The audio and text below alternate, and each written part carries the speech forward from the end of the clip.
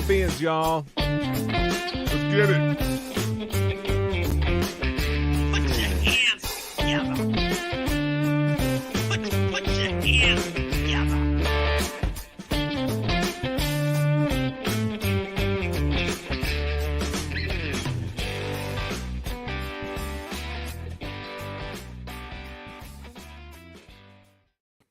Welcome back to Calling All Beings on Sunday.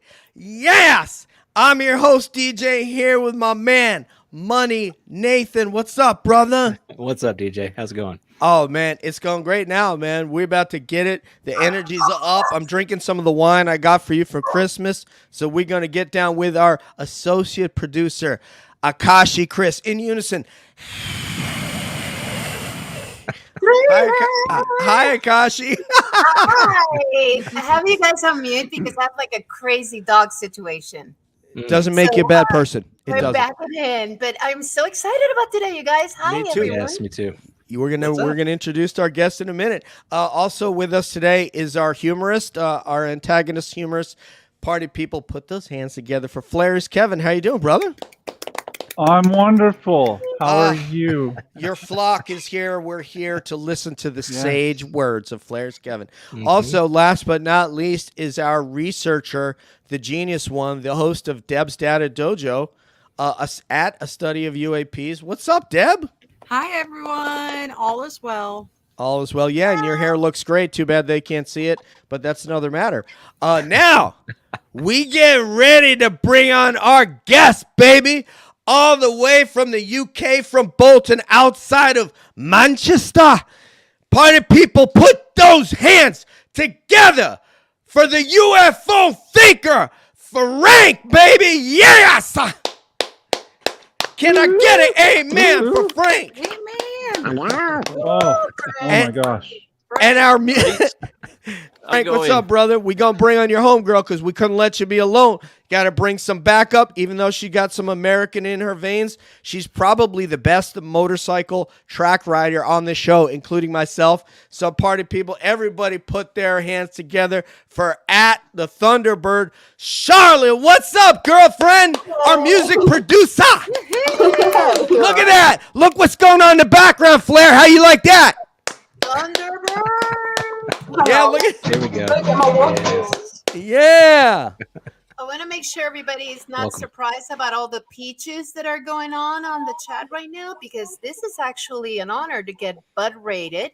I that one time I was abducted. So the peaches. Nice. Oh, what's up, It's a Bud homegirl? raid. Yeah, that. hey everybody. Hey. One love. What's going on? Yeah, we're gonna be chatting with those guys pretty soon. That one time, I see Mr. Gambino in there. Hello, welcome, guys.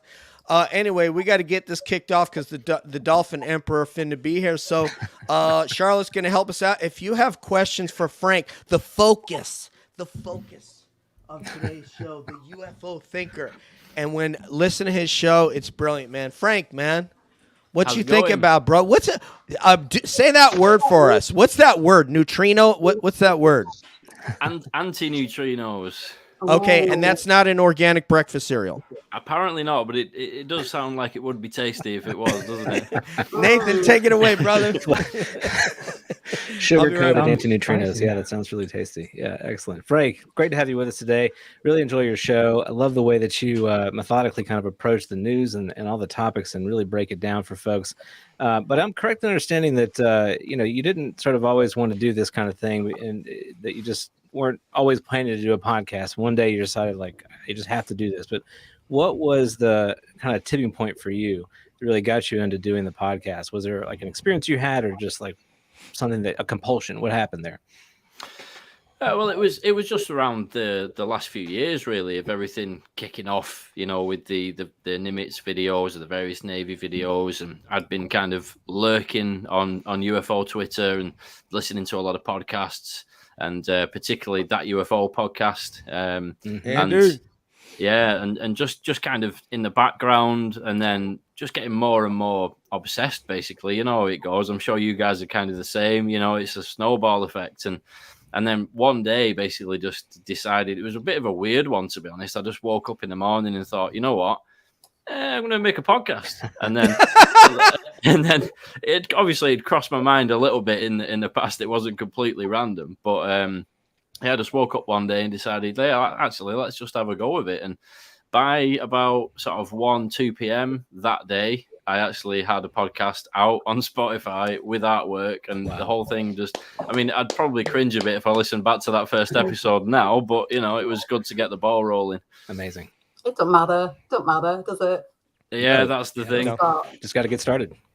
But Absolutely. yeah, and then it just kind of evolved from there. Really, sort of had a few guests on, and sort of fell into a bit of a routine with it. And recently, I've been doing some recent events roundup type episodes as well, which is like, you know, basically everything been going on in the UFO world, and my little digest of kind of what I think of those various topics, and, you know, going into a bit of detail on them, as well as some deep dives into some older cases that I haven't been aware of, you know, before, and really trying to dig into them and research them. So I've done a few episodes like that, and crash retrievals and things like that as well over the last few months. It's probably been about 7 or 8 months now of having the podcast, so started to pick up a bit of momentum recently, which is nice, you know. Amazing.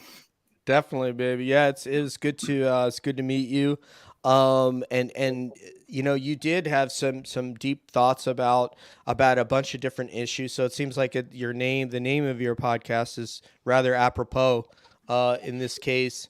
And I'm curious, like in terms of when you start to contextualize this the different craft, is there something that resonates with you that says, I think this is this, or I find this super intriguing, the way that perhaps something goes in the water, or perhaps an orb type of a craft, or a tic-tac type of a craft, triangular type of a craft? Is there something that speaks to you specifically, or that you have a hypothesis on? Well, I have some general hypotheses about why these things are here and all the rest of it. But in terms of like the different shapes, I mean, first thing to say is I don't really know. I don't have a clue. Like, but that's kind of, you know, why we look into these things, isn't it? To find out more. But it seems to me, if I had to kind of, you know, say certain shapes, perhaps for certain roles and things like that, that the triangles, the big triangles and the boomerangs and things like that seem to be more of a perhaps mapping or something like that, surveying perhaps. And I've heard a few people talking about during abduction experiences and things like that being actually on board triangular craft, and there's some element of you know, genetic manipulation on board the craft, and breeding hybrid programs and things like that. Obviously it's a lot down to individual accounts rather than any hard evidence of that or anything. But I suppose if you were looking at like a different shapes having certain functions, I think that's something that comes up fairly often with the triangles. And it sort of seems to me that the tic tacs and the smaller orb type of craft and things like that could perhaps be more of a probe.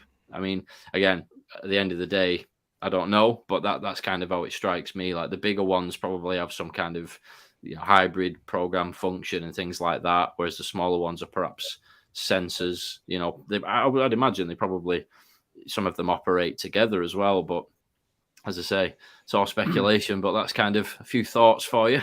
Why do you think that there is? And I'm sorry if I don't want to cut anybody off, but why do you think? If there is this, I mean, because we've talked about this on a couple of different episodes. Nathan and I were tackling this a little bit with James Iandoli. What do you think, if there is a hybridization program, what clicks in your mind that might be the reason for such a program?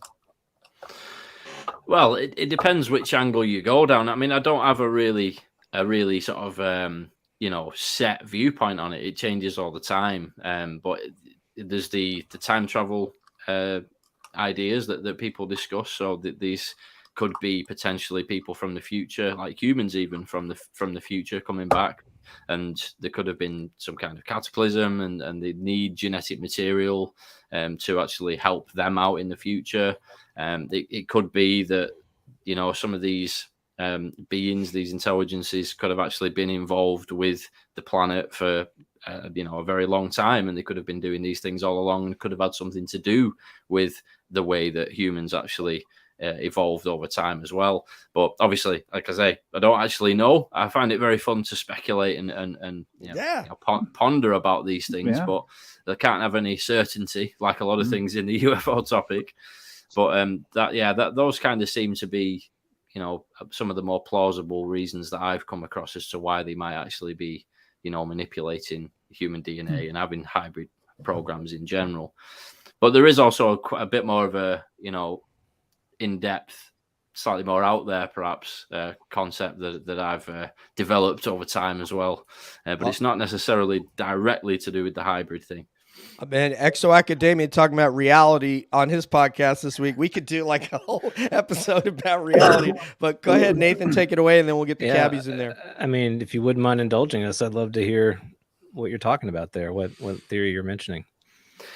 Yeah, well, it's pretty deep, pretty intense, this one. And again, it's all... Hold on.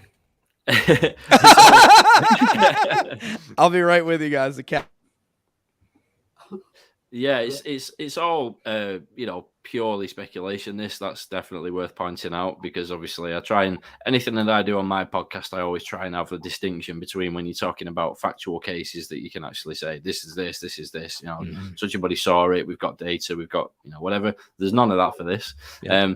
But my thinking with it is, if there indeed is some kind of non-human intelligences that are coming here and interacting with humans, if you try and imagine where they actually originated, or when they started to kind of develop and things like that, it seems pretty unlikely to me that they'd be on a similar kind of level of development as where we are now. Because I mean, it'd be an unbelievable coincidence, wouldn't it, if you look at the vastness of time, that another intelligence would develop at the universe, somewhere out there in the universe, at exactly the same time as us, and end up at a similar point exactly right now when we're at that point. So they could be way, way more advanced. They could have started to, get to the stage that we are now 1 million years ago, or, even 100 million years ago. So it could be, it really could be futile to even try and understand, what they're trying to achieve. But what I try and think about is, if that is the case, and they've developed the technologies maybe on even a similar kind of angle to where we're going with our technologies as humans at this point in time, we've got things like Neuralink, we've got more and more interconnected technology from one human to another across the planet and things like that. Seems to be possibly even going towards a bit of a hive mind type of scenario, which could unfold over the next few thousand years or something like that. If there is another intelligence that's gone down a similar path of evolution, what would they actually want to achieve after they get to a certain point? Like, what is there to actually do out there? You'd obviously become a multi-planet species. You'd spread out throughout your immediate area of the universe. And then it just got me to thinking that when humans' technology has evolved as time's gone along, one thing that has never changed is our desire to experience things. The technology advances, and we use that to then experience things in more detail, or new things that we'd never experienced before. And what if that very advanced civilization got to that stage, and the way that they actually experience new things is to find other intelligences out in the universe and tap in to their experiences, and actually almost harvest the experiences of other life forms. And it could possibly be, again, total speculation, but just an interesting idea to throw out there. It'd be interesting to see what you guys think. It could be that some of these devices are actually sucking up our experiences to feed them back into some kind of mass consciousness somewhere else out there in the universe, and actually experience our experiences, if you will. Or Frank, to multiply. Because if there is some sort of a hybrid technology, but it doesn't have the working bits to procreate, then they can't multiply their civilization from a biological standpoint, right? So they need to get, they either need to get more biological material or produce some sort of a genitalia in order to procreate. So that could be a thing as well. You're like, what if they say, okay, well, we want to expand, but we can't unless we just build another robot, which they probably find those are their sort of their, all these experiencers tell us that those are the sort of their worker bees. But let's throw it up to Akashi Chris. This is interesting because obviously Akashic Chris, I'm all into Akashic records. So, think about, that concept of a. Am I being loud? Oh, he's doing the. No, you're good. You said Akashi Chris. We had to do it. My jam here, my potential. So I'm going to put you on the big one. There we go. Think about that. So if you have civilizations that have been able to master the access to Akashic records, and Akashic records, let's say that they're real, right? If so, everything that has been, is, or will be exists there. Think about the power of that. You can use it to evolve. You can use it to test theories that you don't have to test yourself, because you can do it by having access to all the other civilizations and what they've been able to achieve. So if you get that to that level of transcendence, to where your consciousness is so powerful, I mean, we have people that have, supposedly been able to tap into, the whole thought experiments, Einstein, Tesla, people out there have done this before, and people in our community, practice it. I'm kind of digging this theory a lot. It's very dangerous and scary, but because think about one central look. I mean, that's where spirituality and this kind of, they're not necessarily mutually exclusive. But if you think about it, like one master thing that's absorbing all of it, sounds familiar. So I don't know if there's a question there. I'm just baffled because you took me in a direction I wasn't expecting. Digging it, okay? Digging. So what do you, I mean? We got to get Debs in there, man. Yes. Yeah, Deb, what do you think? Well, I guess my thing is that these beings have been around so long, and if they're just studying us, I feel like they've been really a slow study. So I feel like there may be more to it, because they've been doing this for how long? Centuries, right? So Deb's like, hurry up, come on, look, I got things to do. No, I mean, I just feel like if they've been around for centuries and they've been interacting with us, that it may be more that they not only may have studied us, but maybe they just kind of want to hang out and be here. That's my thing. Hey, what are you doing tonight? Let's go have some appetizer, some starters. Just a little Netflix and chill, I mean, honestly, my thought is if you're going to make a hybrid program, it's probably because you want to be able to live at a certain place, like say Earth. We do this with all fear, Frank, but Flarius Kevin. Okay, well, I have a question. Do you think that since they're here, we should apply our DUI laws to them, because they seem to be crashing a lot? I mean, you've got saucers flying and then falling out of the sky in every state. Like, we need something needs to be done. Do you agree with that? It's some pretty dangerous driving, isn't it? Let's be honest. You wouldn't give him a driver's license. That's what happened in Roswell. We need to have some kind of DMV office for these people, or whatever they are. Maybe Tic Tac DMV, a TMV. I think we should. I'll be in charge of the office. I volunteer. If you government people are watching, I will do this. Okay, Nathan, before we tackle you talking about Kevin giving out UAP driving tests, we got to get to Charlotte. Absolutely. Yes, Charlotte. On mute, maybe. I had you on mute. That's my fault. Here you go. Hey. There you go, love. Yeah, I was just thinking about driving theory tests. What levels are we talking about? Will it be like motorbike tests where you get different parts now? And will there be restrictions maybe in, CC? Yeah. Yes. Yeah. But yeah, I think that the data stuff that Frank was just talking about, I just thought, is he thinking about Star Trek Discovery's data sphere?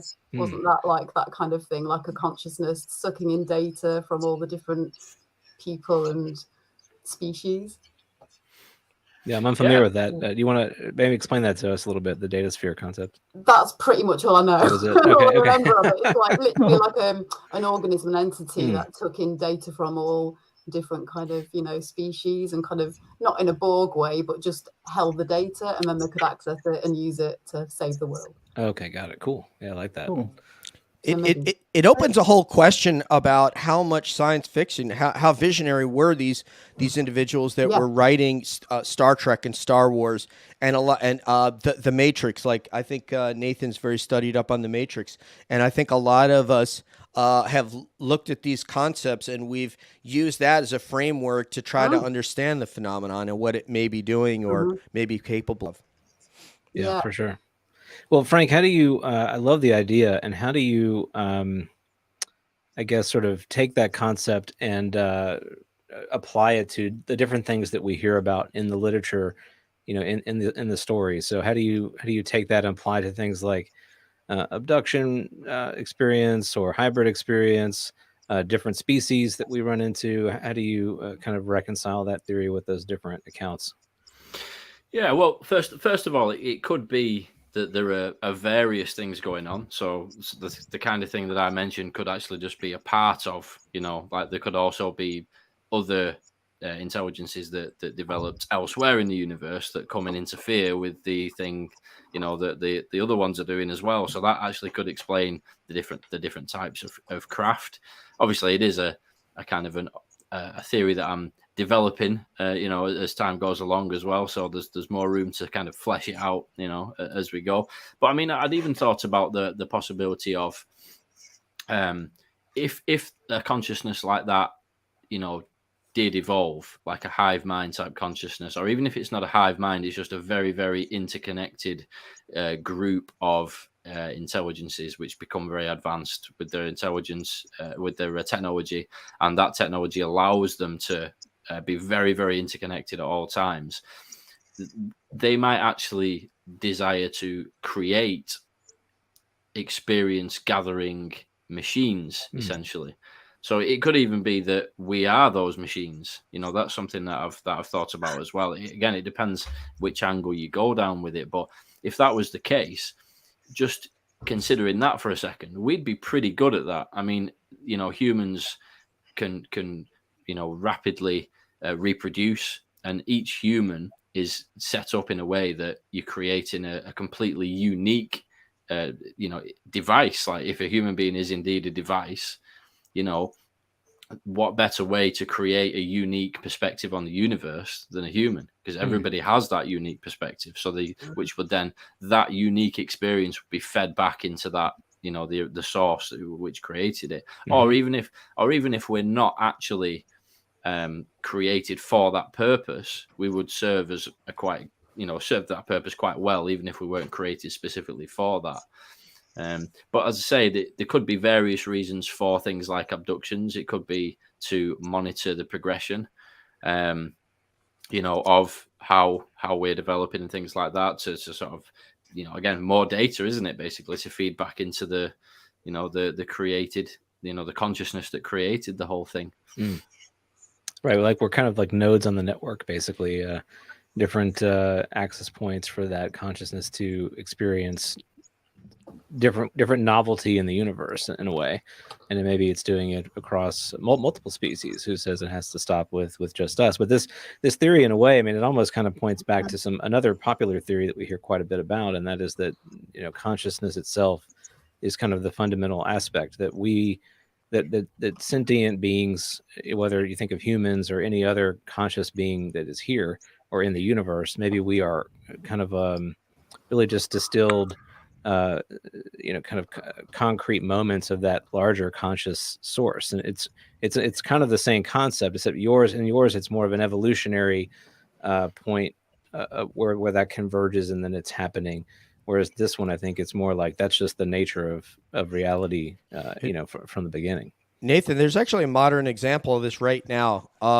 David Hansen has his robots, Sophia and Max, that when he turns them on, they connect to a cloud. And what ends up happening, or what his plan is, and I don't know how many he has of Sophia and Max, but I know he's planned several more. There's a really creepy little robot that looks like a little girl that plays piano in his house, but over in Hong Kong. But basically what comes to the cloud that one learns goes up to the cloud and is accessed by the other robot. So if Max is at a symposium and people are conversing with Max, whatever he learns goes up to the cloud, and then Sophia learns it if she's on or when they turn her on. So this is already happening. That's all I want to say about that. Yeah, Right. Interconnected. I love that. Yeah. just one trippy thing about this is like, I mean, if you think about back to Frank's point, we are unique. We're like little snowflakes, right? All of us have our perspectives. So talk about the greatest vessel for gathering reaction, perception, intention at an individual level. If you had the super machine that had access to each consciousness, you can play out every scenario. You know, I mean, that's kind of where you were going, right? It's like we are perfectly suited to gather unique data from all of our different perspectives because we have all this history around us, right? So we have all of our filters, unique filters that we apply. What if they were able to see for somebody that acts like this, you get this reaction? You know, is that kind of where you were going, or did I totally misunderstand the whole thing? No, definitely, yeah. And it's like a way of learning, because a really, really advanced intelligence would just want to learn more. Like as our intelligence and our technology, you know, keeps advancing, the thirst for knowledge grows and grows, doesn't it? So, you know, what better way to learn about the universe than to seek out other forms of life and absorb their experiences, you know, to feed that back into the mother consciousness, if you will, you know. What if that mother consciousness is actually us? I thought about that too. What if it's just our collective unconsciousness? And we're split up. Just in another form. Explain, please. I don't know. I just had that thought. That's where it ends. That's all right I there. got. Nathan loves it. That's fantastic. Well, I know Deb had a question. I'm gonna no, dude, it's great. I love it. I'm gonna bring Deb on. I know she had a question she wanted to ask. I feel like there's a possibility that a lot is going on, but my thought is, what if instead of them having to observe the consciousness from the outside and collect it, they are in fact essentially injecting consciousness into primate bodies? That would kind of tie into the simulation theory sense that we all have, like that we might be in a simulation. We are literally like avatars in these bodies, and it is all collecting elsewhere, which is like what people talk about when they're talking about, like, I hate to say this, it's going to get people riled up, but God, just a thought, throwing it out there. We have clouds. We each have our own little cloud. Let's let. Okay, sorry. I was gonna say let Frank and then Nathan take that one. Yeah. All right, Frank, what do you think? Yeah, I mean, definitely. There's a lot of different, you know, angles you could go with this kind of thing. I mean, like I said, if that super advanced intelligence wanted to actually create a device, humans would be a pretty good device, a self-replicated biological, you know, device, you know, which can, you know, expand across an entire planet and increase in numbers and gain all of those individual, you know, experiences which are all unique, you know. And also there's the possibility that this goes back to Nathan, your point earlier, is what if we, you know, the whole thing of artificial intelligence and whatnot, if we reach that point where artificial intelligence actually does wipe out the biological, you know, origins of you know, of us, it gets rid of us altogether, and it's just an artificial intelligence that we created, then they may still do the same thing, want to go out and learn, and maybe they can't learn in the same way that a biological entity could learn. So that's why they need our experiences, and that would also explain a bit more about why they actually do abduct humans and things like that. And it's also worth considering that they may interfere with human affairs to actually, and this is a bit scary, but they may interfere with human affairs specifically to stir things up, to create more intense experiences. You know, so they might actually come down, stir things up to create, I don't know, wars or, you know, disasters on the planet and things like that, specifically to generate really intense experiences, which then they can take maybe as a more useful experience than just, they don't want us just to be happy and boring and plodding along. So they may interfere with our affairs in that way. Right. Yeah. Well, we've been playing with this concept for a while. I think since our technology has started becoming a lot more powerful, and that is this kind of dualism between what we as human beings kind of naturally can do in our environments and what our technology allows us to do as an extension of our own selves. So we are now at a place where technology allows us to kind of be everywhere that we are not physically located. But we are playing with this kind of advent of AI. We are playing with these notions of what does it mean to be human? What is special about being human? Is consciousness, does it really derive from a physical process? Is it coming from the brain? Is it not coming from the brain? We don't really understand it right now. And a lot of things that our science is kind of postulating really seem to be laid onto the conscious experience, which is really all that we have by default. We have consciousness by default. Everything else we are laying onto that. We are laying onto it the notions of matter and that kind of thing. And so, you know, I've definitely played around with this concept where we hear about the future humans and this sort of stopping this apocalypse or catastrophe or whatever that may be coming our way. You know, what if we're taking that in sort of a different direction? What if that catastrophe is really this singularity? What if we are mistaking our merging with technology as a positive, and it ends up being a very negative thing? As Frank, as you were hinting at, there is something perhaps unique and special about, you know, kind of biology versus technology when it comes to conscious awareness or conscious experience. And it doesn't mean that technology couldn't have sort of its own self-perpetuating existence, but that existence, for whatever reason, may not be as conscious in the way that we understand it. And so you could have this essential, and you see this play out in all of our movies, you know, like this biology versus technology sort of war happening. And we hear about that same concept sort of mapped onto the Greys being androids, and, you know, that they really want to see their existence come to fruition. So they're coming down, they're coming back in time to us to basically give us technology so that they will actually come to existence. Whereas future humans, biology here again, coming back and saying, let's stop that from happening. We don't want to go down that path because there is something special and unique about biological life for whatever reason. And I've been working on this hypothesis, and it's certainly not a theory because it doesn't rise to that level, since Nathan and I were on with James Iandoli, and I thought, was the question that James asked us. And I thought, they can think, because AI can think and process, but it can't feel. So we don't know what consciousness is. We can't explain what feeling is.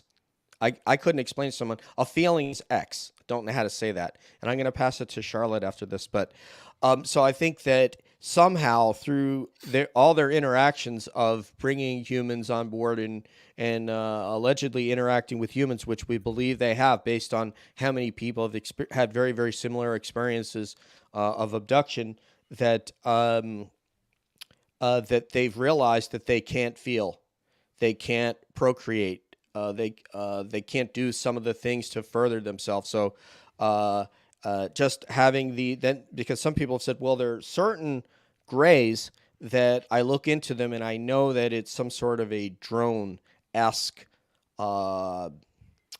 it's humanoid looking, but it's not human. There's no feeling coming from it. It's cold. Whereas other ones, they said, well, that one definitely was conveying thoughts to me. I could communicate with it telepathically and feel. So that perhaps is some sort of a hybrid. But so that's what I'm thinking is that they're thinking that we want to be able to feel, we want to be able to reproduce. The thing that singularity offers is if it didn't consume the way that we consume food, we eat meat, we're sort of deforesting the planet, having more livestock, which, you know, affects the climate and so forth, and the ozone layer and these things, which is not a good thing. Well, what if we didn't have to eat, you know, or we could just eat plants? So there's a lot of these things that come into play if there were a being that could think but didn't have to eat. So anyway, Let's go to Charlotte. Hi, Charlotte. Oh, Play hey. guitar. Okay. I was just thinking you're looking good, DJ. I think you've Thank lost you. a little bit of Oh, weight. yay! in the That's the vein. first time we've You're ever looking heard that good. on this show. You're Nathan, looking where are good. you at, brother? Dr. Hynek. Yeah. I'm trying to get points. Thank you, love. Yes. No, you're right. Namaste.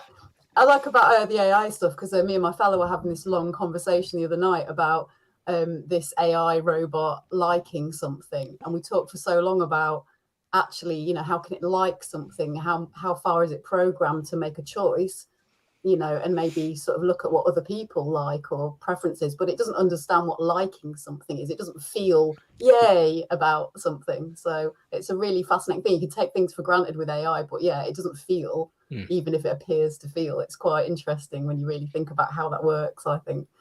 But yeah, really cool stuff. I was banging on about the plasma stuff as well on there just because that's my thing. Go ahead. If you got something, please, yeah. get it out there, girlfriend. Yeah. Let's hear it, please. I was kind of saying the other day about the UK report, which is basically, isn't it, sort of, it's a weather plasma phenomenon.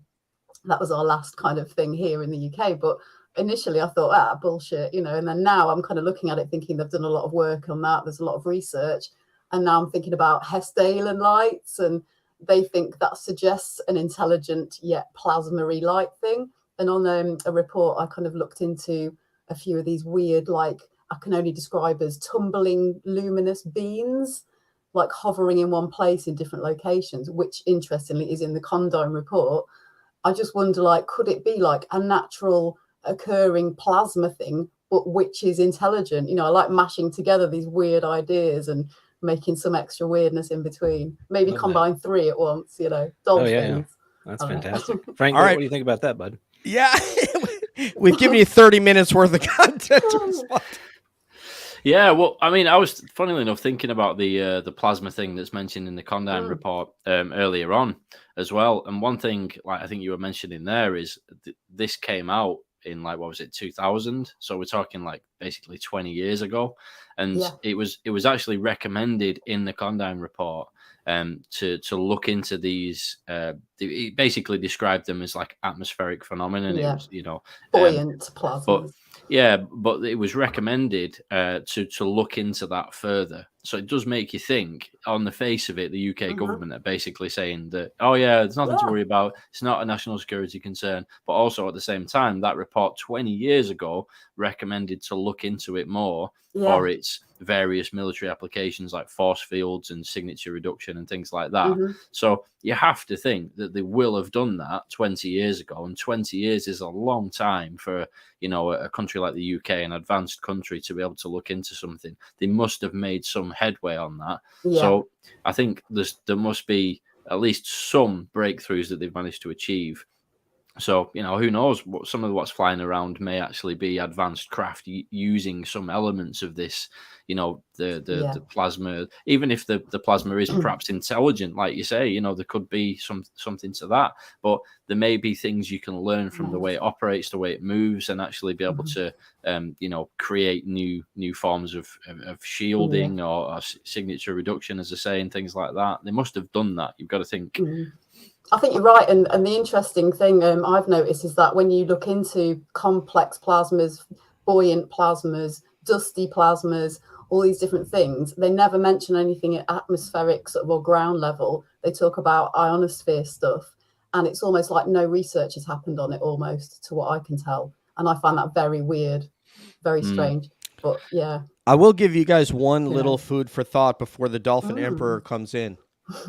Some of the newest technologies we're buying in aviation right now are turboprop aircraft. I'm talking propellers still. Think about that in a context. Some of the technologies are like they're creating and we're fielding and buying are still propeller, and it's 2022. Think about that. That's what I think. Yeah, damn right. Not that advanced, really. No, I think your point. I don't think so.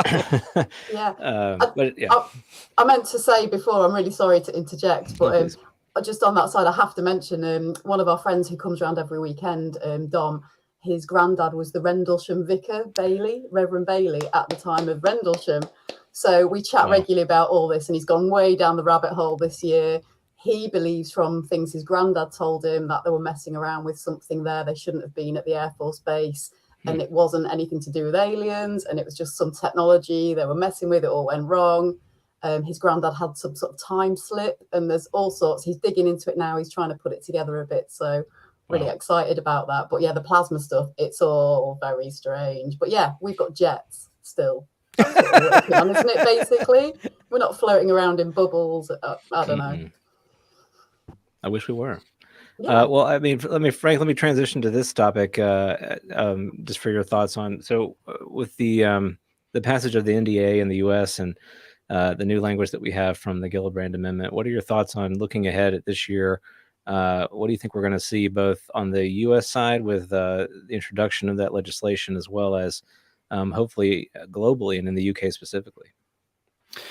Well, on the US side, hopefully the internal wranglings kind of thing around the AOI MSG and the potential conflict there with the new UAP office. Hopefully that shakes out in a way where the things that we in the UFO community all want actually do end up being put into action for this new UAP office, which has been now signed into law. But I think there is still a bit of kind of like I say, wrestling behind the scenes as whether or not we're actually going to get all of that stuff. And I think I don't know if you guys have seen those emails from Susan Goff recently. She's basically trying to sort of, it seems as though there's a strong suggestion that they're basically saying, oh, we've already got the AOI MSG, don't worry about it, that's going to cover everything, you don't need any new offices, we'll deal with it. So I think there's an element of that going on, and I'm just hoping that the actual language and the specific things mentioned in the Gillibrand Amendment actually do get put into place, and then we get some proper reports coming out of the US. In terms of the UK, we're a bit behind, unfortunately. I mean, it's definitely not, in terms of the wider public, it's definitely not as accepted as a topic as what it is in the US. I mean, most of my listeners, I think 85-90% of my listeners are actually in the US.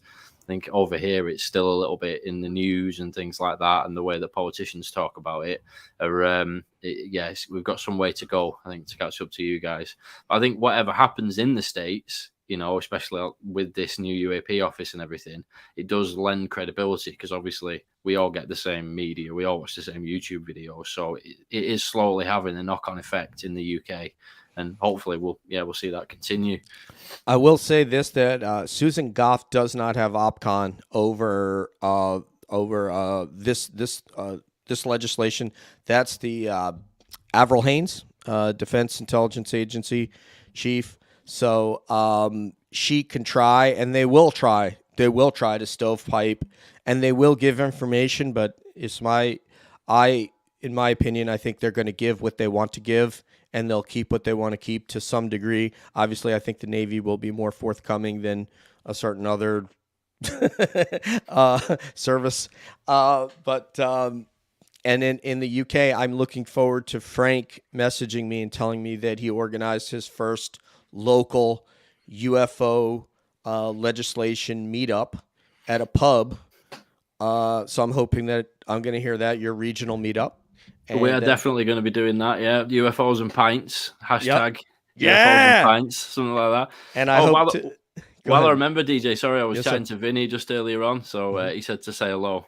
Thank you, Vinny. You're a Vinny fan. William Shakespeare. Yeah. See, me and Frank chat on WhatsApp sometimes during my lunch hour, so we have some great voice messages back and forth. But yeah, I hope to be able to meet you and Charlotte when I'm over there. I'm going to try to plan myself a couple of days of leave to travel around and hopefully have a meet up with you guys. That'll be my main goal after I'm done working there. So yeah, I would love to meet you guys. Definitely. Yeah, hey, Vinny! Hey, everybody, Vinny! He's probably drinking wine right now, but I don't know. The Dolphin Emperor, I just sent him the link, so we'll see if he pops in. Yep, he's got it. He's on the way, I think. Okay, awesome. Thank you. So, and Frank, before we transition to jazz, do you, and because I want to ask him this question too, do you kind of share the sentiments that Frank Milburn has shared about, whether or not this technology, if it is in the black, that's just hypothetical, if the U.S. has it in the black budget, if that technology should be made more publicly available or not. I know Frank, has a strong opinion against that. Just want to know what you think about that. Yeah, I think Frank's got some really interesting ideas about that kind of thing. I chat to Frank quite a lot, actually. I had him on the podcast fairly recently as well, and we had some good discussion. But I think Frank's point with it is, first of all, that Lou Elizondo and Chris Mellon, their kind of main objective is to be able to stop the compartmentalization that's taking place and be able to kind of unite all of the experts in a way that they can actually make some proper breakthroughs on these things like reverse engineering and studying the materials and so on. And that, there's a concern that because of that and the way that, the compartmentalization is and the stovepiping and whatnot, that they're not having the breakthroughs, and other countries, adversarial countries may actually be having those breakthroughs. And also what Frank talks about a lot is that if they have made some headway with these breakthroughs into these technologies, that could be extremely dangerous if it's in the wrong hands. So I think that's a bang on way of looking at it, because at the end of the day, even if they've made some headway, they can't just say, all right, everybody, there's all the stuff that we know, because it'd be so irresponsible to do that. Like I say, how much actual breakthroughs they've made on this technology in what areas, that's not exactly clear at this point. But whatever that may be, you have to be very, very careful if it's some kind of extremely powerful free energy type thing, or if anything at all that could be weaponized. Humans don't have the greatest track record with new technologies, do we? It tends to be the first thing that we do is kill each other with it. So I think I think he's got some very, very good points there that, you have to be very careful. We do want more transparency. And my point of view is that, governments are there to act out the will of the people. And I think very strongly that the will of the people is that they want to know about this stuff. Obviously there's a stigma and so on, but I think deep down, if you manage to kind of scrape away the layers of stigma, people are really fascinated about this, because what could be more fascinating? And the governments, of this world, the people who are in charge, are there to act out the will of the people. And like I said, the people's will is to know more about this, but there's a balance there, because you can't just, give the free for all kind of thing of just throwing it out to everybody, because you don't know who's going to get their hands on it. So it is definitely a balance that can be struck, which is a tricky balance for sure. Right. Well, I want to. I know we're at the midpoint. I want to give Deb a quick chance to make a comment, and then we're gonna. We want to thank you, Frank, for your time. So, Deb, real quickly, you want to ask or jump in here? Well, I just wanted to say I also feel like we're at a point where the civilian technology is catching up to some of the investigation that the government was doing. And I think that we're seeing that with things like the Galileo project and some of the really rich people getting involved, And I think that's one of the other reasons that, we're going to find out. We're going to get some information, things that, back in the 50s that they had, we're going to have now. So. All right. Debsy Websy, thank you. Interesting. We're going to see what's going to actually come out of the Galileo project, UAPX. We're going to have Gary on. I got to reconnect with him. He's home from Boston now. But I do want it, Frank and Charlotte. It was an honor to have you guys on, get some Britishness up in this joint. Frank, Northern Britishness, not just Britishness, from the north. Northumbria. You have Game of Thrones, surely, we're that. The north. Yeah, the north, baby. They're not from down south, posh like London. All right, and Cambridge. Like where I live. But no, Frank, a lot of great information. Your podcast is great. I know we'll be honored if you'll come on with us again. Maybe. 100%, man. Yeah. Thanks a lot for having me on it. I love you guys' podcast. All the cabbies, nothing but love for you guys. So it'd be a pleasure to be back on anytime you'll have me. Thank you, brother.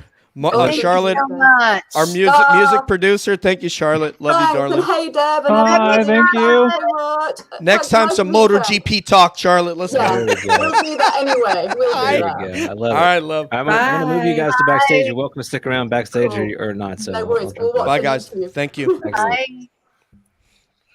That's awesome. All right. Call me. Oh my Okay. goodness, man. We about to bring on a legend in this game. Ain't nobody Already like the here. dolphin. I wish I would have had that dolphin costume where my head could be sticking out of its mouth, because I would have wore that today for our next guest. Party people, put your hands together for the OG, Jazz Shaw! Yes! Did I get it? Amen. He's here. Yes. I'm I happy. got so many questions from so many people like, wow, you're going on cab? I was like, yeah, they invited me. He's like, have you seen the show? I was like, yeah, I watched quite a bit of it. And it's like, where's this going to go? I was like, dude, Where your we guess is as good as mine. Nobody knows. We don't know where it's going to Awesome. go. I had questions. Yeah, welcome to the show, Jess. Good to have you with us. Thank Hi, you. Deb. I really appreciate the invitation. I always try to support the community, and anywhere somebody wants me to go and talk about this topic, I'm not a ufologist. I'm not one of the UFO historians or anything. That's not how I see my place in the community. Never has been. But I'm always willing to pitch in, and I see myself as somebody who tries to bring this topic to a wider audience, and you guys are doing that. So, I'm all the time over on UCR, and anybody else that really wants to get a wider audience, I'm always up for doing that. That's awesome. Well, I- we greatly appreciate it. Sorry, DJ, go ahead. No, I do appreciate that, and I just had one opening question before I turn it over to Nathan, and it's of a serious nature, but I'm curious what your thoughts are on how some of these intelligences, be they extraterrestrial, ultra-terrestrial, interdimensional, how they are leveraging dolphins as a conduit to communicate with us, an animal that's beloved, a gentle animal, an animal that would protect us, like protects me when I'm swimming out in the ocean. So how do you feel about that? Does it bother you that the aliens the dolphin has become a central figure in this conversation? Oh, no, you're completely off base on the entire dolphin theory. Okay. I will try to put in the chat a link to the article this originally came from. It's not aliens.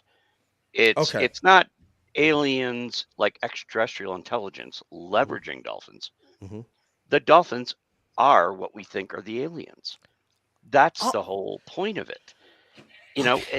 This originated in a thought experiment I was working on that started back during the first Big Phone Home last year on UCR.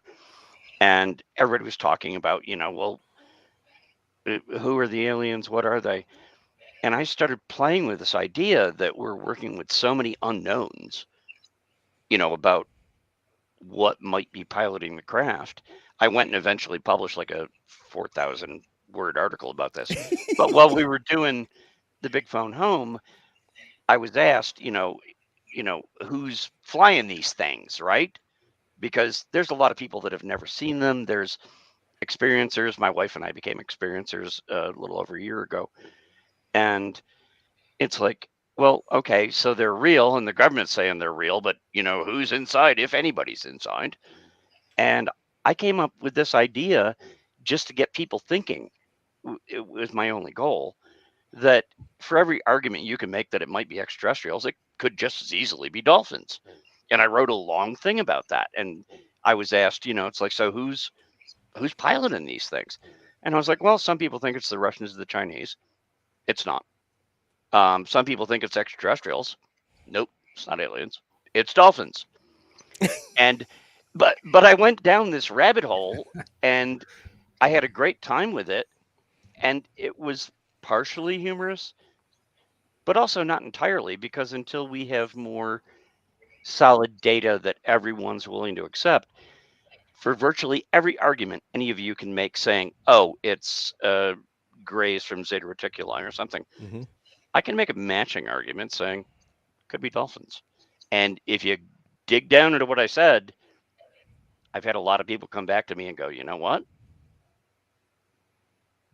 It's not a bad point. Could be something to that, yeah.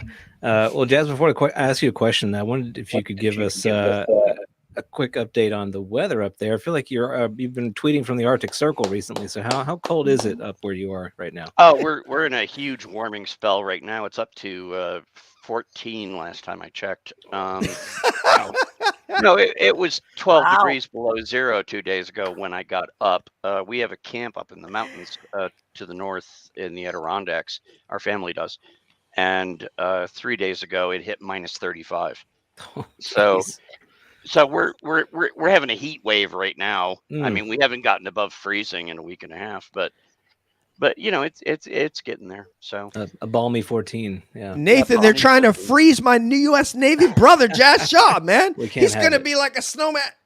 Go out and get the newspaper. By the way, need that Wim Hof. DJ, thank you for your service. Thank you for your service, my brother. Yeah, I appreciate you, man. Thank you. So Jazz, as a coming at this from a journalistic perspective, it seems to me that the easiest on-ramp for this topic, and it makes sense why we're seeing kind of the push from this perspective, is the Navy reports, is the kind of nuts and bolts aspect of it. But when you look at it from the perspective of a journalist who is not only reporting on it, but seeing the reaction of your readership to what is being put out there, what do you think is the path for this topic going forward, particularly incorporating these weirder elements in the phenomenon? How do you see us kind of getting from nuts and bolts to maybe a fuller picture of what's really happening? I don't want to jump ahead of you, so could you expand a little bit in your question on what you mean by the weirder elements? Sure. The whole thing. Well, yes, of course. The whole thing is weird. Very, very true. So let me paint the spectrum then. So on the nuts and bolts side, I'm going to put the Nimitz case, right? So we've got eyeballs, we've got some sensor data that is saying to us there's a physical object here that was seemingly worth our study and understanding. And we have Galileo that's kind of spinning up to try to study it from the perspective of a science and astronomy. So that, to me, feels like a very natural way to get into this topic. It's easily approachable. Something weird is happening. We don't know what it is. Our science can look at this with the sensors that we have. On the other end, we have reports from experiencers that have had stories of abduction or interaction relationship with what we would call non-human intelligences. And there obviously is a lot of debate and dispute as to the validity of those experiences. But many would say that is an aspect of this phenomenon, that they all are a part of the same sort of umbrella topic. I guess one would be a question of, do you agree that is a sort of a fair assessment? And if so, how do you see this conversation going from that nuts and bolts side to incorporating aspects of that experiencer? Oh, good question. Thanks. This is a discussion I've had with a number of other people. I come from a background where until November of 2021 or 2020, sorry, I was in that camp that was like, wow, this is a really interesting thing that I had been following most of my life. I did not get the chance to write about it very much until then. Because, my background was in other areas and I wasn't really writing about those things, but I always found it interesting. But I was never like, well, this is definitely real. I wonder what it could be. And I had moments where I would sit there and think like, wow, what am I in the middle of that, that movie? I'm losing it right now. I apologize. Animal House, where everybody's sitting in like the professor's apartment and like smoking joints and being like, wow, is the universe in our fingernail or something, and that all changed for me and my wife in the last 14 months. But before that, I still always found it fascinating. But I do think a lot of the public who hasn't had an experience, and I'm not an experiencer like the people who have been abducted and things like that. Yeah. Not the direct thing, but I do think it's a lot easier for people in positions of power that we need to come on board in Congress, in the non-private chimneyed sections of the military and industrial complex, I think it's easier for them to deal with it in terms of, oh, here's these things. We have these SIG intel bits, we have radar, we have video, and in some cases, if they think they're credible enough, witness reports from pilots and things. Here's a thing. What's this thing? And I think that's easier for everybody to accept, and that kind of drags these people we needed for so long a little closer to the edge. But they're like squirrels. They're very nervous. We're out there like, okay, we got all these reports, we got these videos. People like Senator Gillibrand, who's been in on the classified briefings. They've seen things that have alarmed them, and they've gone and take these actions you're all talking about, which is important. Mm-hmm. But then we're just getting the peanuts put out there, and they're kind of coming along going, okay, this is a thing. We should check into this. This could be potentially dangerous. And then right in the middle of it, somebody comes out and drops a book, and it's like, werewolves, dino beavers, and I'm sitting there going, whoa, not saying it's not true, but let's not try to get everybody on board with werewolves yet. All right. Right. Let's slow our roll here. Slow the roll. Let's get the nuts and bolts stuff. There may be more to it. I don't know. Even with what I've seen, I don't know. But I think that's how you get people on board and move the process and the questioning forward and get it out to the public in a way that's more digestible. Does that answer your question?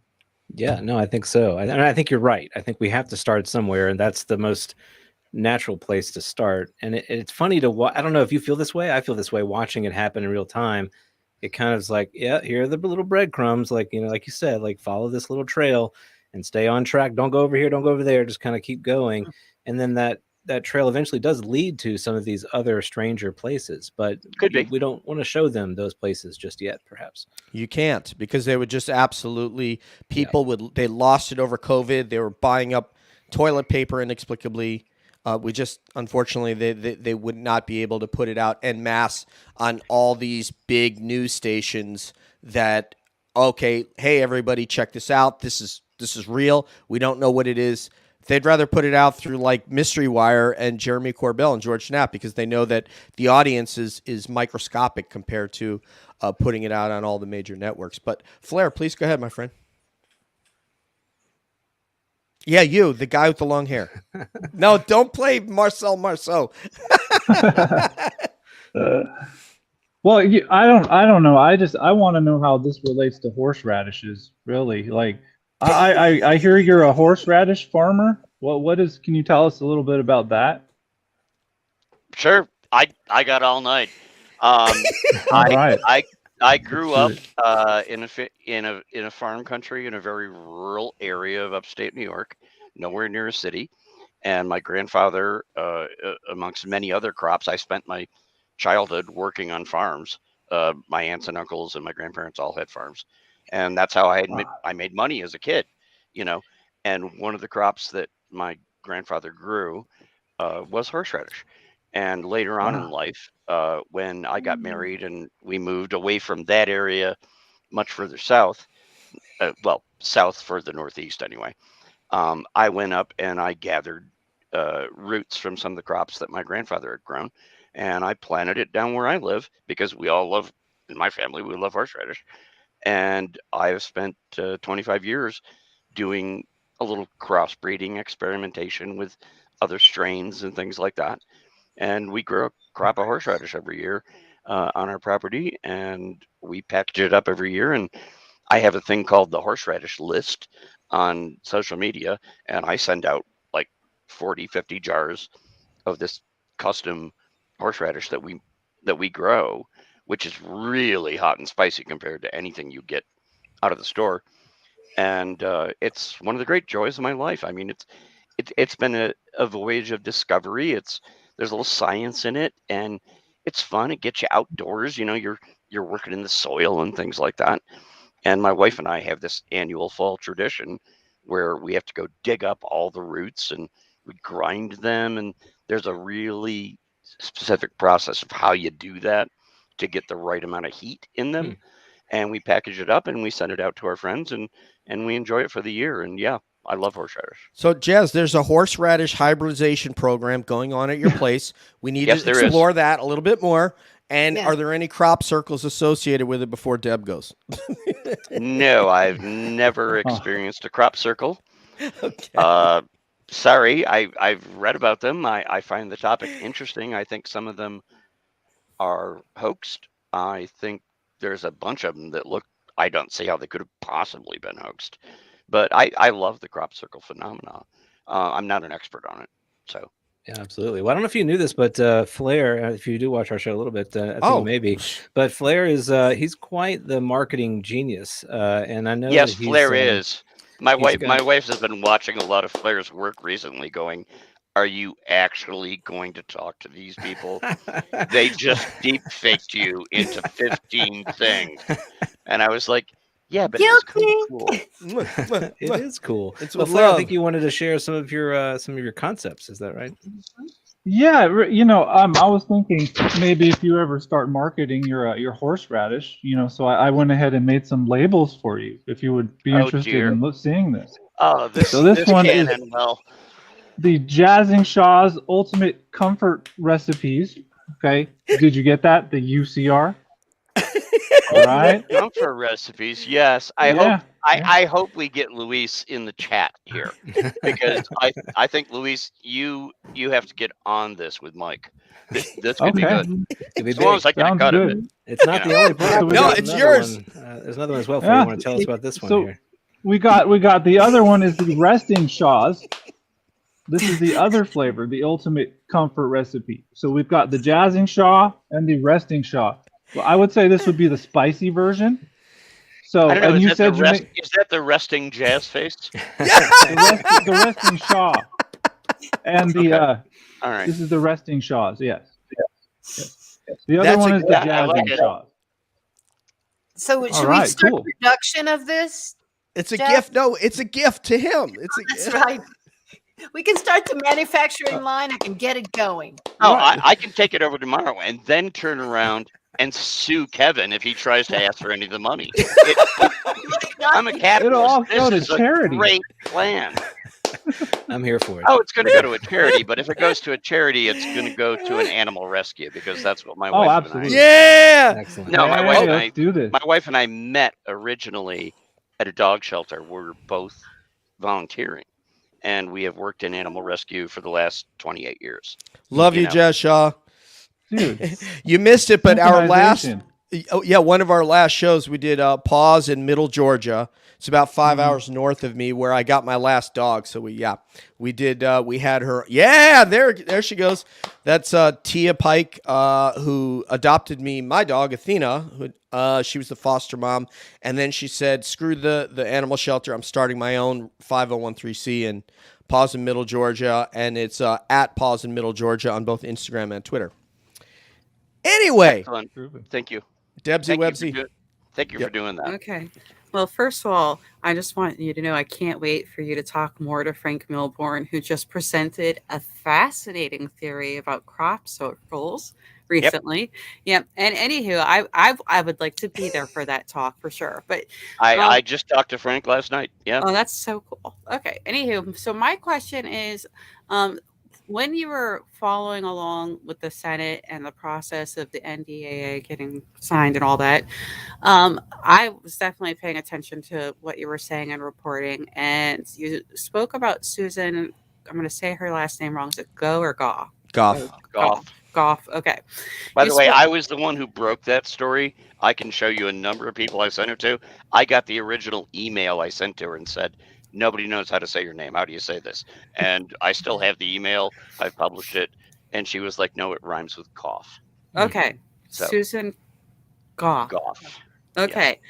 I really wanted an update. You said that she became sort of the spokesperson whenever you tried to reach out and get information. And I was hoping you could let us know, has she become the UAP spokesperson?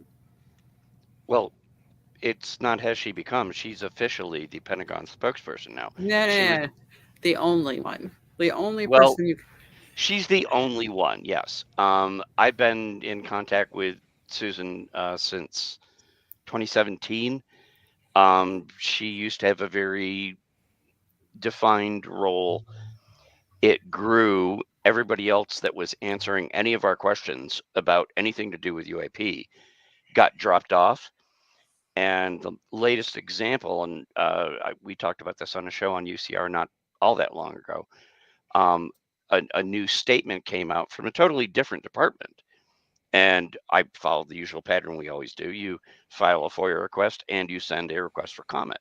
And I sent a request for comment to that department, to the person who had put out a public statement. And I normally get an answer back, usually the same day. If they're busy, sometimes the next day. 3 days later, I got an answer back on the same subject line from that email, but it wasn't from the person I sent it to. It was from Susan. Mm-hmm. Everything is being funneled over to Susan. If you ask a question that has anything to do with UAP to any department in intelligence or the military, not so much the Congress people, they will answer you, but intelligence and the military, those questions are not answered to you. They are sent to Susan, and she answers them. So that's all we have to go on, is anything that she says, and we pretty much know why. So Has she been cooperative with answering questions? yeah, I have. I could go and do a look right now. I probably have more than 700 email conversations with Susan. She does answer. How do you define cooperative? Revealing. Does she reveal? I don't No. even know revealing. No. Does she answer your questions directly, or does she chaff you away? She answers questions directly that she wants to answer directly, if it falls in line with the statements that she's giving to all of us. And she just repeats them over and over again to the various journalists. If you ask her something tricky, like you went and filed a FOIA and you got something back and you comment on this, sometimes she defaults to an answer that she already gave to something vaguely related, and sometimes she doesn't answer. I can show you numerous instances where within a matter of hours, I send a question, I get an answer. I have a pile of questions I've asked that were never answered. She answers what she wants to answer, and that's how she handles it. And we don't have a lot of recourse. I mean, you're given the addresses to send questions, and they're not legally under any obligation to answer. So, I've had a lot of conversations with her. Some of them very friendly, really, and other ones where she just gives me default stuff, and other ones where she never answers. I've asked numerous questions about, for example, Lou Lozano's emails. Never gotten one answer from her. Never once. Not even I don't know, or we'll get back to you. They just shut down. If you ask what happened to Lou Lozano's emails, she will not tell you. Have you tried sending her horseradish first?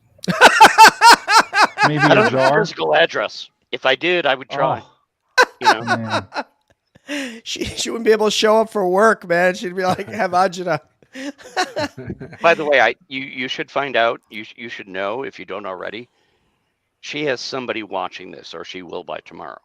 Oh, wow. And we found that out from Yes. Lou Should we- Lozano in a conversation I had with him.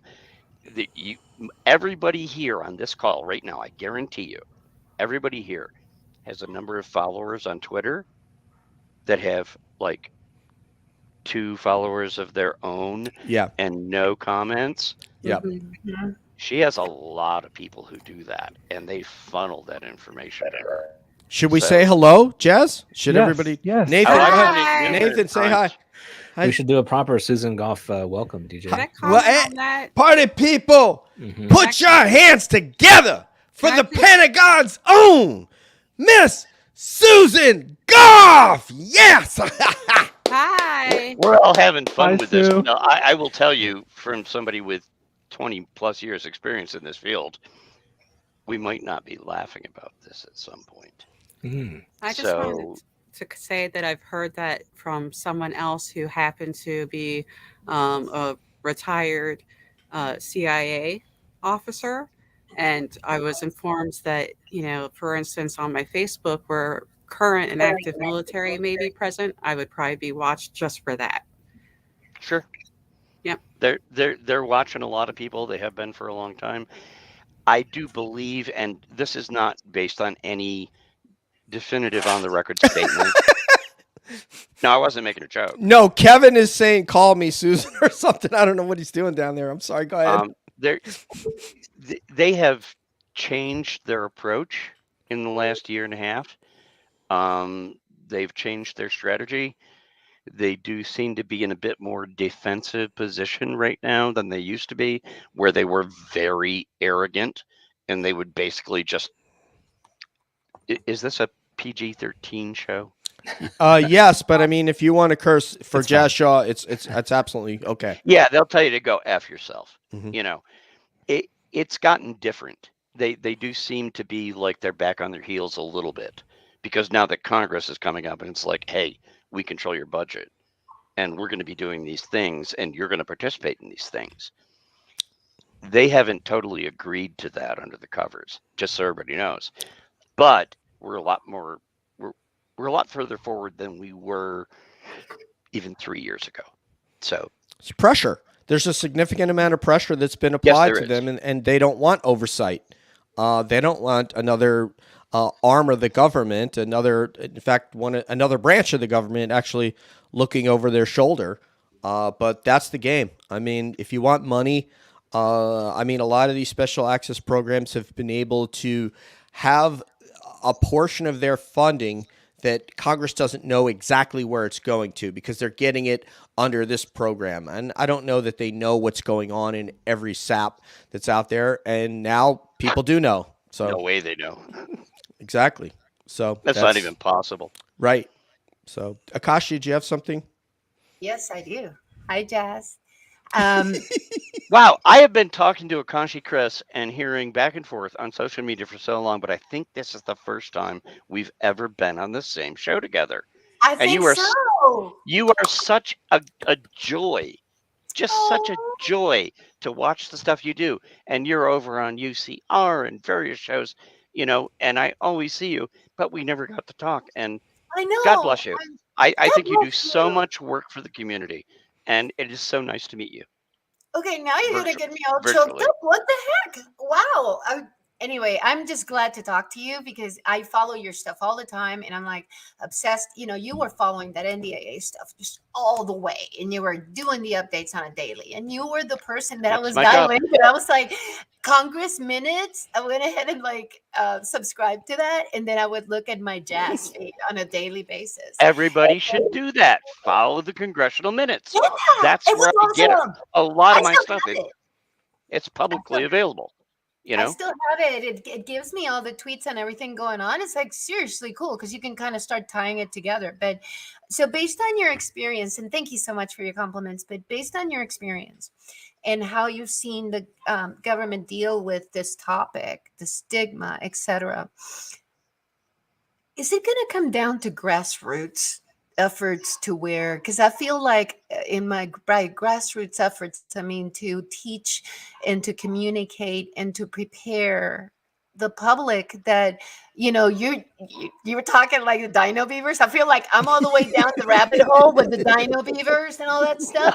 And people don't even want to accept that anything flies over us that's not an airplane, a bird, or a drone. So how is it going to come down to us as a community? What do you see your role? I'm just trying to look forward because something's going to happen. We got to get ready, and I don't think the government's going to take care of it right. And I don't know. So, Mike, I look to you for leadership on this, my friend. I think we have more hope than we have ever had in my lifetime. That there may be a partnership with the government, at least certain aspects of the government. We're not there yet. In my opinion, nobody is ever going to take witness experiences as unassailable proof.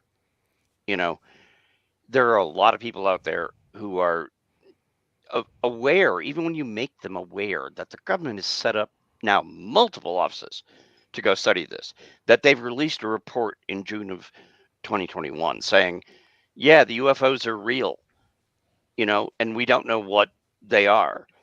There's still a ton of people that aren't going to accept it until somebody in an official position either brings out some crash wreckage, if it exists, with scientists testifying to it, some biological samples, somebody far-fetched, you know, gets an interview with Skinny Bob on the Daily Show. You know, when if that happened, then I think a lot of the public comes along.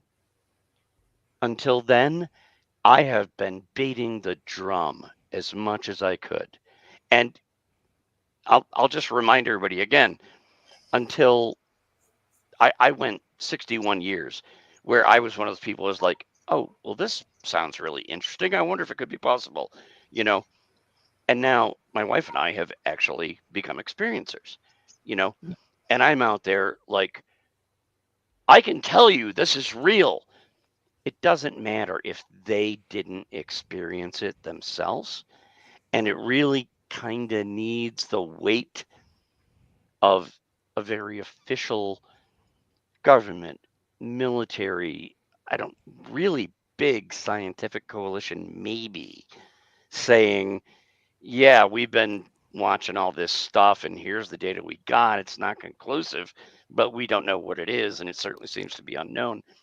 I don't see it as to answer your question, it's not like a finish line, like everybody that's saying, oh, this is all garbage. And then the next day, this thing happens.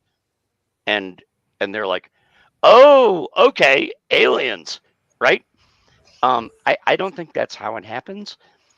I think it happened for us. You know, it's a gradual thing. You become more open to the idea, and then you get some new piece of data.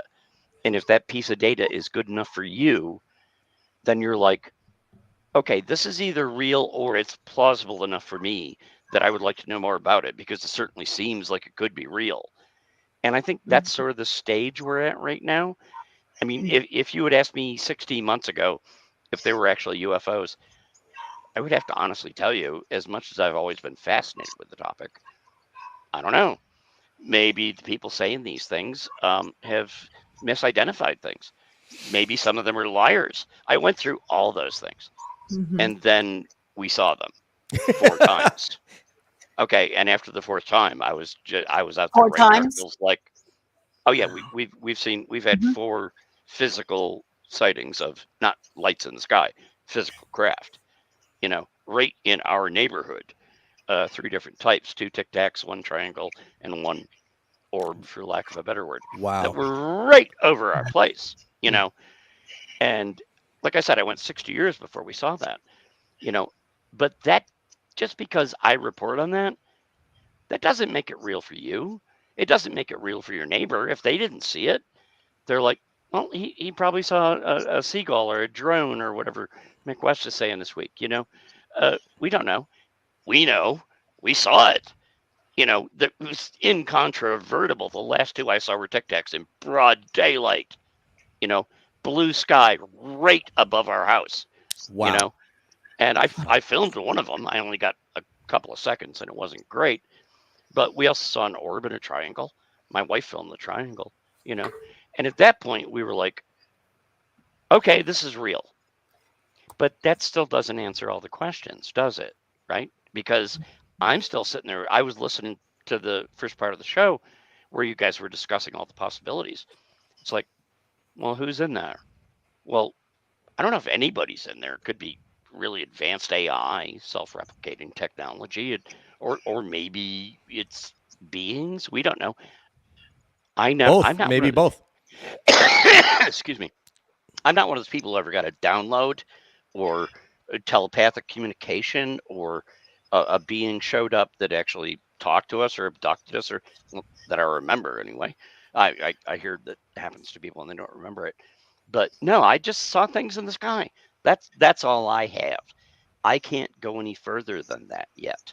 So I hope everybody bears with me if I'm still a little cautious, because I tend to gather data, and I'm not. I've seen too much weird crap now. I'm not going to discount the stories that other people tell, but I haven't had that experience yet. And the reason I bring it up, guys, is because I want everybody else who hasn't had any experience to kind of open their minds a little bit and go, oh, well, if I saw one thing but not another, maybe I shouldn't totally discount what the other people are saying who saw something I didn't see, because that's where I find myself now. I've never been abducted or seen any. I don't know that there's anybody inside the craft, but I know the craft exists because I've seen them, right?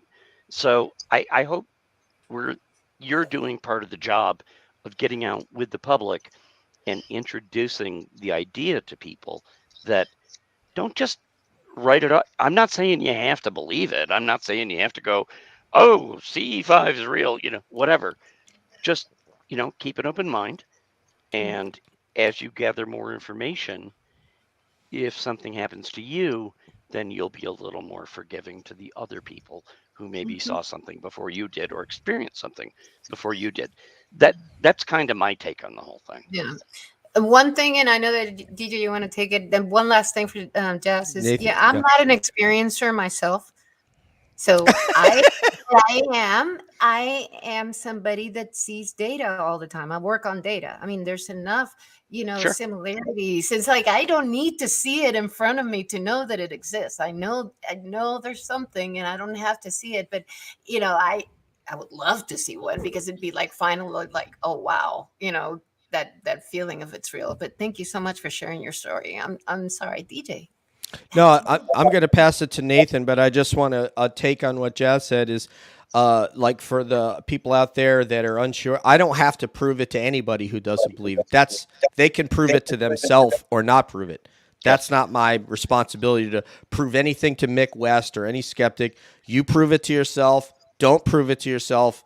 Don't believe it. Believe it. It's not my responsibility. That's theirs. Nathan. Yeah, I mean, Jazz, you touched on this, and I think it's an important point worth reiterating. But that's, what is it going to take for us to get some consensus reality to this topic? And you mentioned the fact that really to get to that point where we have a consensus of this reality, we are going to need sort of a multitude of different professionals who come forward and collectively say, there is a there. And I wonder how you sort of think about that in light of our current sort of world cultural, post-truth or very, it's very individual, highly subjective truth world that we live in. How do we get to that place where we can have a consensus reality to even agree on? What would that look like? That's a great question, Nathan. We live in a world right now, because I cover a lot of topics besides UFOs. We live in a world where we can't get people to agree on whether or not COVID exists or how effective the vaccines are.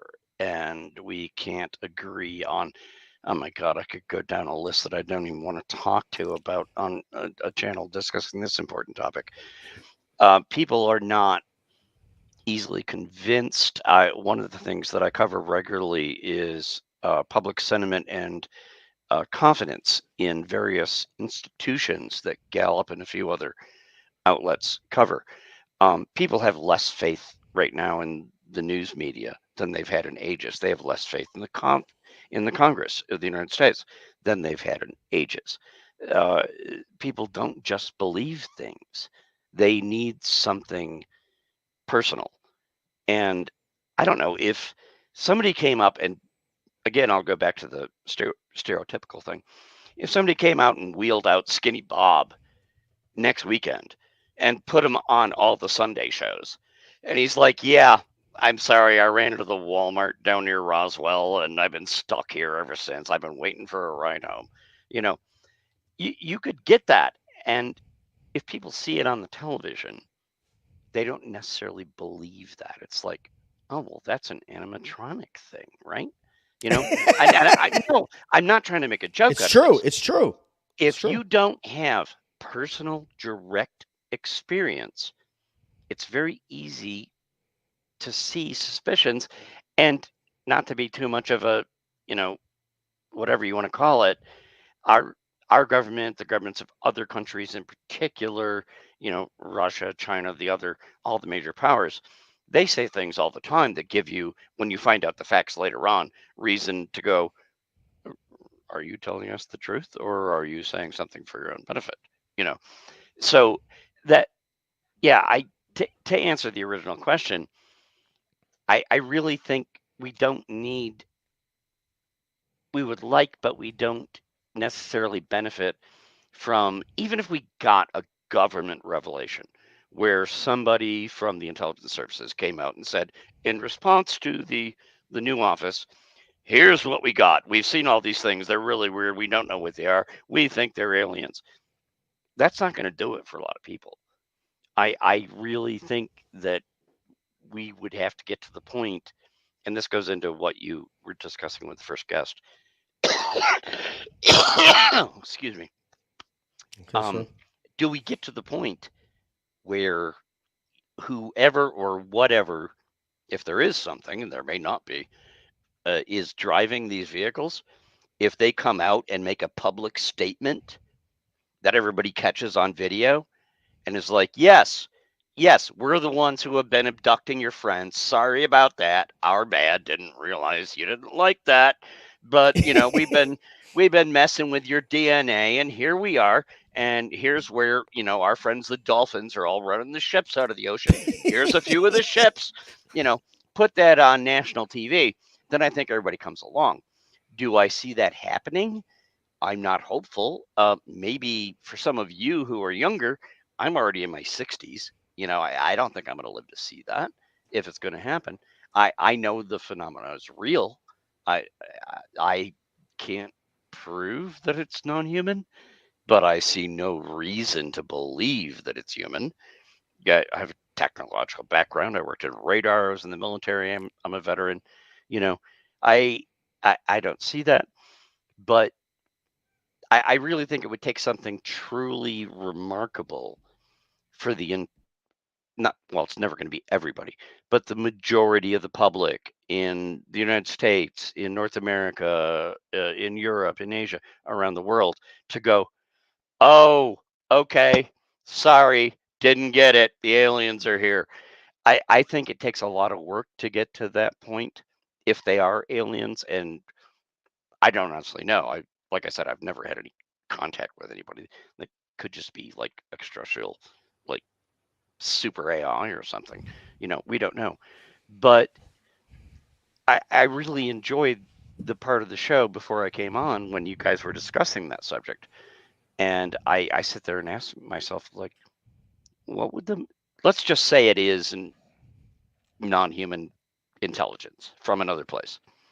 What's their motivation to come and go, oh, here we are, guys. Here you go. Have a sausage. What is their motivation if they don't have a need or care more, in my opinion, what we think? If they're just studying us like a science project, why would they bother? It's like there's so many people asking these questions, and I'll finish up. I realize I ran a little long on this one, and I apologize. But we tend to absorb things in a human-centric fashion. We evaluate possibilities like, what would we do based on our experience evolving here? If there is an intelligence of some sort that evolves somewhere else entirely different, would they care about the same things we do? Do they have a concept of good and evil?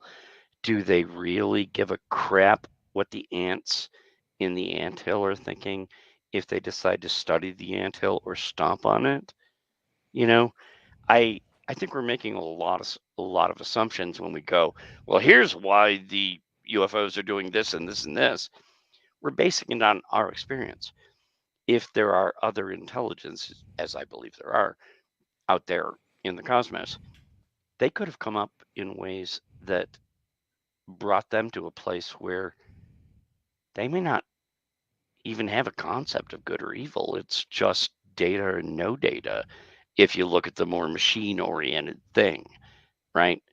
And every time we try to guess why they, if there's a they, are doing something, I think we tend to read a lot into that based on us, and they may not be anything like us. So that's the point I wanted to make. Well, it's all anecdotal. I mean, when we put out a hypothesis like trying to guess why they're here, and that's all this is a guess. Nobody knows. Right. But right. if I believe that some of these experiencers say they took biology from me, they probed me, they entered my body through an orifice and took something. If I believe that, then the only thing that's existential about that is that they find an unquantifiable but an existential amount of value in what they took. Sure. Why they took it, I don't know, but I can then extrapolate from there and take a guess, which is why we have a show, so that we can explore these things and have fun with it. We don't know. Nobody knows.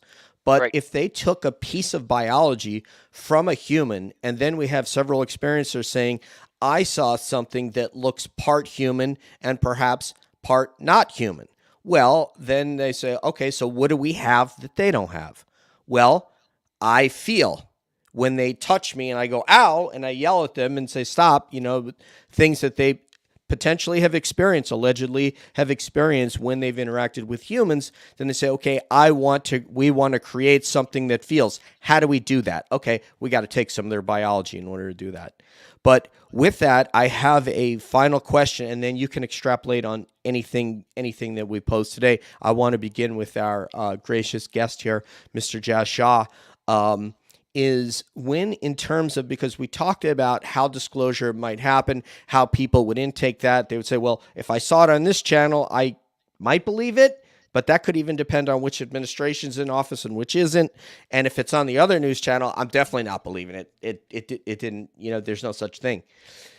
With that, when contact actually happens, when a craft does something to make itself known so that it's irrefutable, so that every news camera in the city of Cleveland can have their news van elevated and pointed at a craft.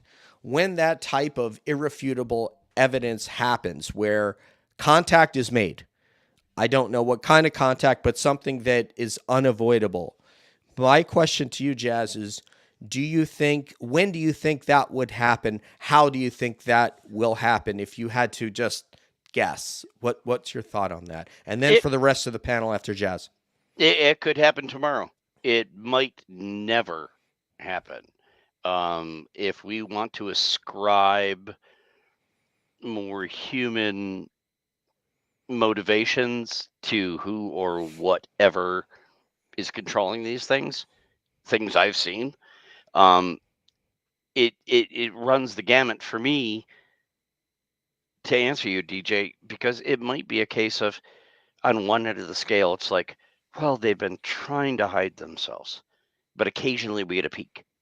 Or they're doing things and mostly they don't want to get involved, but, we have occasional interactions. And on the other end of the scale, it's like, no, they don't really give a crap, So if they wanted to come and reveal themselves, and I'm using the word they in the way we've been discussing very generically, it's like yes, if or whoever. Mm-hmm. If they wanted to come reveal themselves, they could have done that a long time ago. It's the old scenario of, well, why don't they land on the White House lawn or in front of the Kremlin or something and come do it? And with no proof to offer, that's why I always seem to revolve back to they don't give a shit. That's my personal theory. I have no proof for it. They don't care. We're the ants in the anthill. And if they have to squash the ants to get some data, they'll squash the ants. If they want to sit and watch the ants, they'll watch the ants. If they show up and their car pulls up in front of the anthill, they're not worried about whether or not the ants actually see the van and the cameras getting out, because you're ants. Who gives a crap? You know, that's, and again, I have no proof of this, but that's what I keep coming back to. I'm not sure that they really care.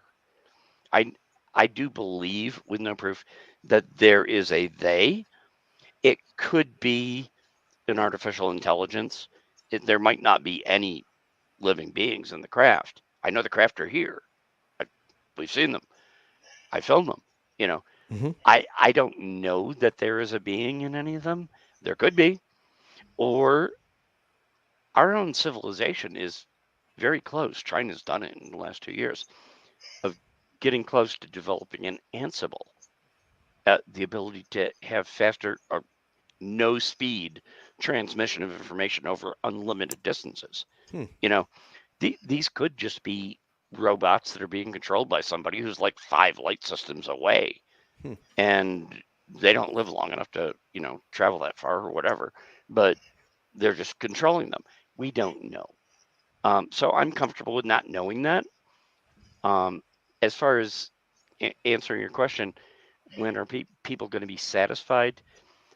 I think it's a sliding scale. I don't think there's a defining moment where this thing will happen and then the whole world is like, oh my God, it's real. The UFOs are real. There are aliens here, or technology representative of aliens, right? No, I think it's going to be a gradual process, honestly. I already know, but not everybody's seen what I've seen, you know? So I don't know who or what is controlling it and how it's being done, but I think it's going to be more of a gradual progression, to answer your question. I don't think there is a red line. Nathan, do you think it happens during your lifetime, contact? I mean, for me, it's almost like I've come to a place where I don't know that it matters so much, because there is something there and it's doing something to us in how we react to it, whatever it may be. And even that reaction is not necessarily entirely new. You know, we've been grappling with this notion of that we're not alone for centuries, and we've spun out a lot of different theories about what that may mean. I think where it does make a difference is how our technology changes and how our impact on the world around us changes in light of that technological change. So I'd like to see it, yes, for that sort of, hey, this is great confirmation that what I feel is pretty much there is in fact real. But I've also come to a place of peace where maybe it won't happen, and that's perfectly okay for me. A lot of people that have worked on this, just to tag on what Nathan was saying, a lot of people that spent their entire lives trying to find the answers, trying to bring the answers to people, have passed away just in the past few years, and they died not knowing the answers. And I don't think we should discount the possibility that a lot of us, and I'm older than I believe everybody on this show. You got me by a few years, 5 maybe. A lot of us are also going to die without knowing, but we can at least try to move the ball down the field, and that maybe some of you younger people or your kids will find the answer, and that's not a worthless thing to do. I think we're doing good work, and I think it's important, and I think you could be passing something on. Even if you don't get to see the answer, I think you could be one of those people who was part of the story when the answer finally becomes known, and I have to believe it eventually will be known. Yep. Akashi. That's really beautiful, Jess. But seriously, I mean, the more I think about it, when you die, you get all the answers. So, sure. When Harry Reid died after the bill was signed, it made me feel like he hung on to that, but now he has all the answers. Stanton didn't make it, but he has all the answers, and I'm just we're tied somehow. We're all tied somehow. I don't think we're ants. And if we were ants, and the reason why I say that is because if we were ants, we'd be wiped out. We're crapping, excuse me, all over our planet. So we're destructive to our resources. So why wouldn't they have eliminated us? I just, and that's an opinion. Again, just like we all have them. Yeah, I'm not gonna go why, but bottom line is that we're all connected. I think we're more than ants. I hope I see something. I'm not sure I will, but I'm seeing it very slowly. I think we're seeing it just so slowly that we're like those frogs that boil and we don't notice because we're boiling at such a, ding, ding, ding, just a little bit at a time. We can't tell. In a way, I think it will be when it's supposed to, because as we talked about earlier, we don't know if society is ready. I know some people say that they are ready, but a lot of things tell us that we're not. So I'm just kind of taking the journey as it comes, and I want to be part of this and helping people, because I see the cringe in my friends' faces that are totally skeptical when I bring it up, and they look at me like I'm a freak. And I believe in something. You guys have experienced it. It's not made up. So anyway, that's all I got to say about that. Thank you. You brought up the whole thing about Harry Reid. Would you like a little nugget? Please. Yes, please. Which it's not my possession, and I can't say much about it, and I probably shouldn't even say that. But Harry Reid hasn't had his last say. From pretty good sources, Harry Reid recorded something with somebody that we have had contact with that was going to be held until after he passed away. And I don't know if or when it's going to come out, but I do think that Harry Reid will have a final statement, even after his death, that is going to shake the whole thing up. Thank you so much for sharing that with us, Jazz. That was very, very kind of you to offer that up on our show. And obviously, that all of us are honored by your presence. Flair, did you have a thought about contact, no contact, or anything that's been said? I think it's happening right now. I think it's happening through us, through people like us. I think maybe we're carrying it, and we just have to keep pushing. Maybe we're the voices for it. That's what I think. So thank you so much. That's all I got to say about that. I love that movie. The Forrest Gump of Cab. Debs, ma'am, please go ahead, ma'am. Without going too much into the whole experiencer thing, I can say that I sense that it will be sooner than people think. And part of that is that our technology is starting to get pretty advanced. So we're already starting to reach out into the universe.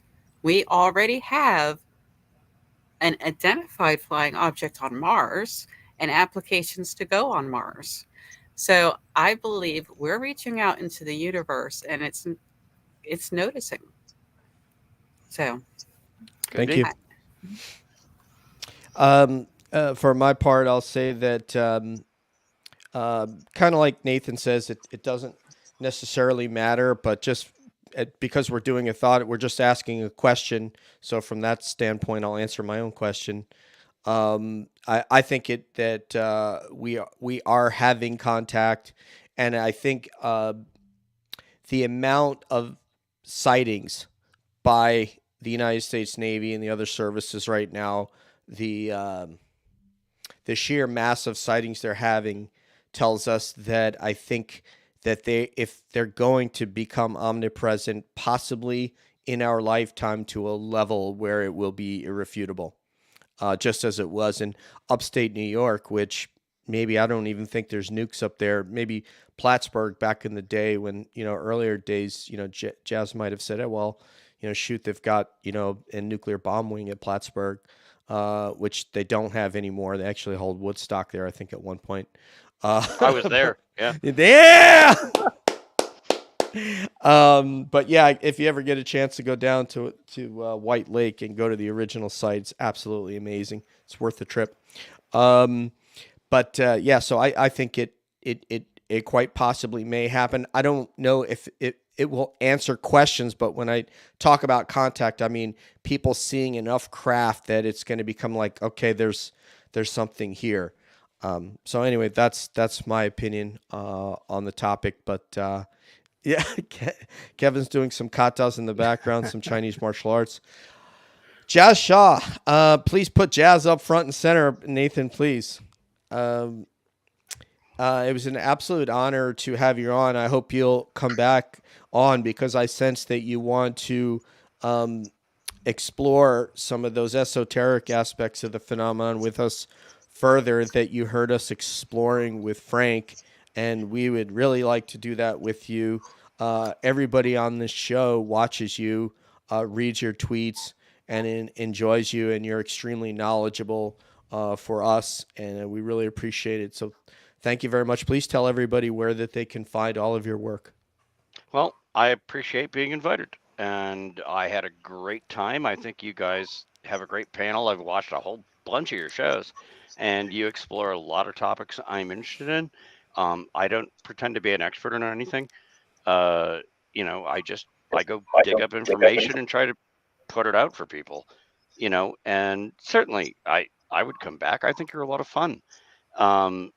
It's really been an honor, and thank you for having me. Thank you. Where can we find your stuff? Because where are you writing for, and so on and so forth. I just want I know everybody that watches this probably is already aware of your work, but where is your primary source that you're writing for, so on and so forth? Oh, I write for multiple sources. I write for Salem Media. You can look there. Mostly, if you want to follow whatever I'm talking about, my only social media outlook, place I hang out is Twitter. I'm at Jazz Shaw. Awesome. That's that, and I comment on everything from UFOs to politics and government and energy policy to the best way to make martinis. Yeah, and horseradish and all hybridizing horseradish. You guys heard it here first. Trust me, if you follow me, you will be disappointed at various times because I have a really eclectic agenda. It's like whatever comes over the transom at the moment. So, love it. But thank you for having me. Thank you. It was an honor to have you. Yes, if anybody wants to say goodbye to Jazz, for Nathan, for Akashi, for Flair, and for Deb, this is DJ saying peace out, one love, and we'll see you down the road. Take care, guys.